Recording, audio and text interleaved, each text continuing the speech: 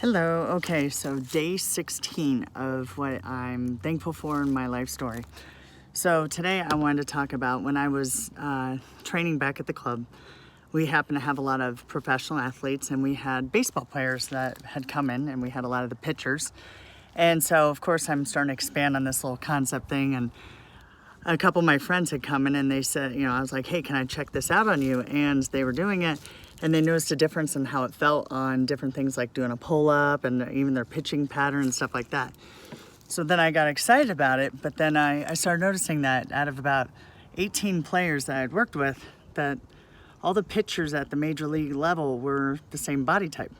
So I'm like, wow, that's interesting. I wonder if there's some relationship to the position that they play and all that. So I started asking a bunch of players that played baseball, and there's tons of people that are like, oh, I played baseball and da-da-da-da.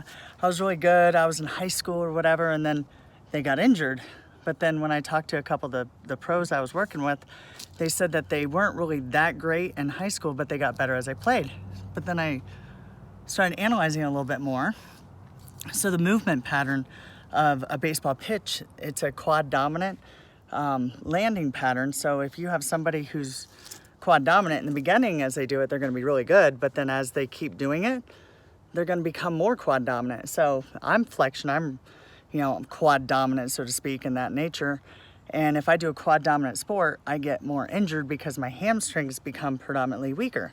So I was like, wow, that's really interesting. I wonder if these people got injured because of the way the training or the position that they're playing. So then I started testing like gymnasts, and they're all extension. I started testing swimmers, and an Olympic swimmer, I'm not going to name any names, but she was flexion, and her top 2 of the 4 strokes were in line with what I'm talking about.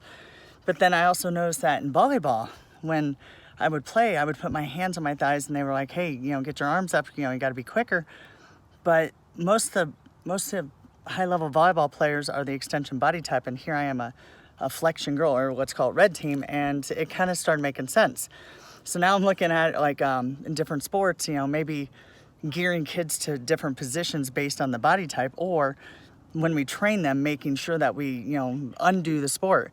I'm not saying that a kid who is a certain body type can't play the sport. They may have to go and train to undo it, while the kid whose body type is in line with that just has to play the sport. And the crazier part is, so say somebody's not very good, they practice more and more and more.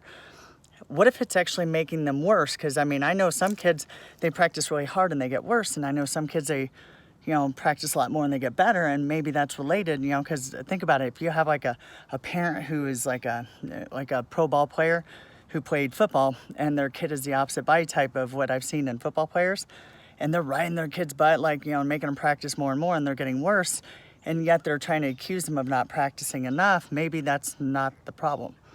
So it's interesting how I'm noticing this applies to sports, but this would have never happened if I didn't get hurt, and I didn't, have a bunch of my friends that happen to work out at the gym that were professional, baseball pitchers, and that were willing to trust me and try it out. But then it just kind of has grown from that. But then I also can relate to my own personal injuries and some of the injuries of my friends, and it all seems to line up. I'm not saying it is for sure.